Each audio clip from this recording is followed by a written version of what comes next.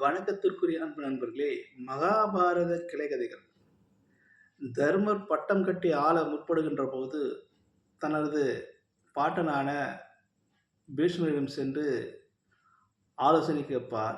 அவர் சரசங்கத்தில் வீற்றிருக்கின்ற போது, தர்மர் பட்டம் கட்டி ஆளுகின்ற அனைத்து விஷயங்களையும், அனைத்து ராஜதந்திரங்களையும் சொல்லக்கூடிய போது, அப்போது ஒரு கதை சொல்லுவார். அந்த கதை என்னவென்றால், பீஷ்மர் சொல்லக்கூடிய அந்த கதை, காசிராஜன் அரண்மனையின் கொடையின் கீழ், ஆட்சியின் கீழ் ஒரு வேடுவன் தன்னுடைய நாரை பூட்டி கானகம் சென்று மானை துரத்தி செல்லுகின்ற போது, அந்த மான் அகப்படாமல் மிகப்பெரிய ஆலமரத்தின் பட்டு அந்த விஷம் தடவிய மானிடம் இருந்து குறி தவறி அந்த அம்பு ஆலமரத்தில் விழுது. அந்த ஆலமரம் அந்த சிக்குண்டு, அந்த சிதைந்து இலை உதிர்ந்து, காய் உதிர்ந்து, பழம் உதிர்ந்து அந்த மரம் பட்டு போகிறது.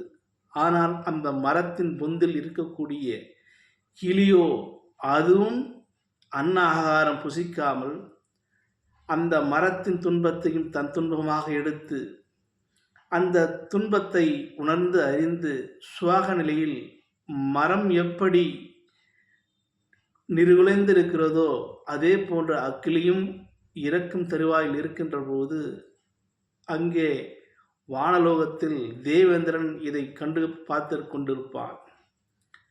கிளியை பார்த்து ஆறுதல் 4 வார்த்தை சொல்ல வேண்டும் என்பதற்காக பூலோகத்திற்கு பிராமணர் அவதாரம் பூண்டு, ஏ கிளியே, இந்த மரத்தின் பொந்தில் நீ இருக்கின்றாய்.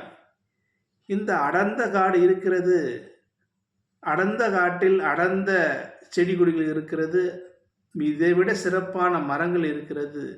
அங்கெல்லாம் நீ கூடு கட்டி வாழலாமே. ஏன் இந்த தருவில் இன்னும் நீ வசித்து கொண்டிருக்கிறாய், ஜீவனம் செய்து கொண்டிருக்கிறாய்? ஏன் சாப்பிடாமல் இருக்கிறாய்? ஏன் இப்படி இந்த நிலையில், உயிர் போகும் நிலையில் இருக்கிறாய் என்று கேட்டது. அதற்கு அந்த கிளியோ, நான் இங்கேதான் பிறந்தேன், இந்த மரத்தில்தான் வாழ்ந்தேன். இந்த மரம் எனக்கு காற்றையும் பாதுகாப்பையும் உணவையும் தந்தது.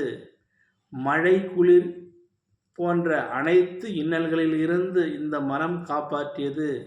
ஆனால் இந்த மரத்திற்கு ஒன்று என்றால் நான் விட்டு விலகினால் அது தர்மமா என்று நீ தேவலோகத்தின் தலைவன் அல்லவா, தேவர்களுக்கெல்லாம் தலைவன் அல்லவா, நீ அறியலாமா, நீ சொல்லலாமா என்று கேட்டது.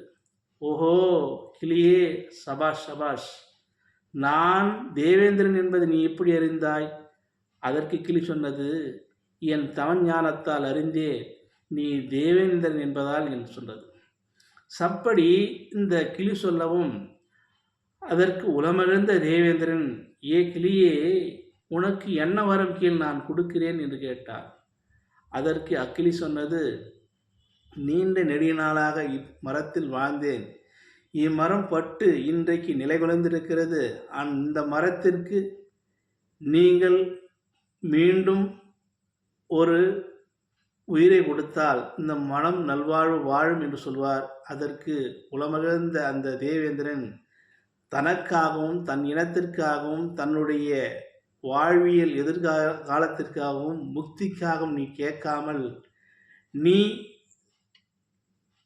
தர்மத்தையும் நியாயத்தையும் உணர்ந்து அறிந்து கேட்டாய். ஆகையால் இந்த மரம் முன்பை விட இப்போது சிறப்பாக இருக்கும் என்று அந்த தேவேந்திரன் அமுதத்தை அந்த ஆலமரத்தின் மேல் தெளிக்கிறான். மீண்டும் பழைய நிலைக்கு வருகிறது. முன்பை விட அந்த மரம் சிறப்பாகவும் சீராகவும் வளர்ந்து பூத்து குலுங்கியது. அந்த கிளி வாசம் செய்தது. அது ஆயுட்காலம் முடிந்து இந்திரலோகம் சென்று மோட்சகடி கதி அடைந்தது. நண்பர்களே, இக்கதை கூற்று என்னவென்றால், நம்முடைய உறவுகள் கஷ்டகாலங்களில் நம்மை அரவணைப்பதில்லை.